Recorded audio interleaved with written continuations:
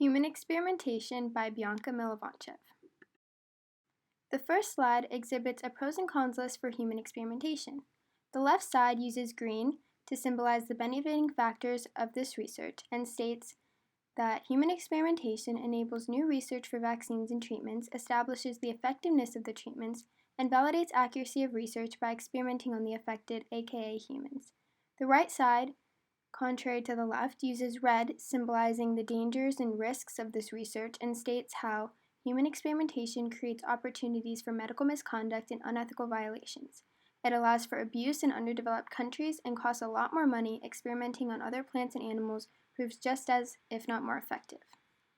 This slide also uses the persuasive technique of logos, as it uses factual evidence to back up the arguments of each side.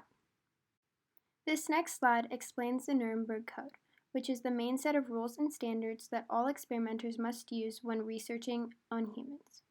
The main element of this code is the necessity of voluntary consent. Therefore, nobody is allowed to be experimented on without written approval or consent of the volunteer. Stefania Negri states, "The world has changed, national borders have thinned, and medical research is screaming forward unparalleled to prior history." This quote is used to explain the fast-moving world we live in today. Because of the changes that are made every single day, the same codes and regulations that were set tens of years ago are not acceptable to use in modern-day times. This slide transitions into the ethics of business. It shows how the business world has formed an alliance with the medical world in an attempt to get around the limitations set by human experimentation.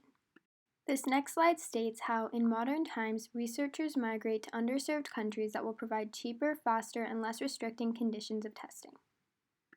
Researchers choose to migrate to areas that are unfortunately less financially stable than other places. They do this because they know government officials will look past morals, values, and regulations in order to set financial ties and inhibit economic welfare. The images above are used to show the dramatic difference between the government officials and the people actually getting tested on. One group is rolling in money while the other is doing all they can and all they know in order to survive. This slide uses the persuasive technique of ethos as it applies to the emotions and the feelings of the audience as they see the difference between these poor, impoverished children and the people taking advantage of them.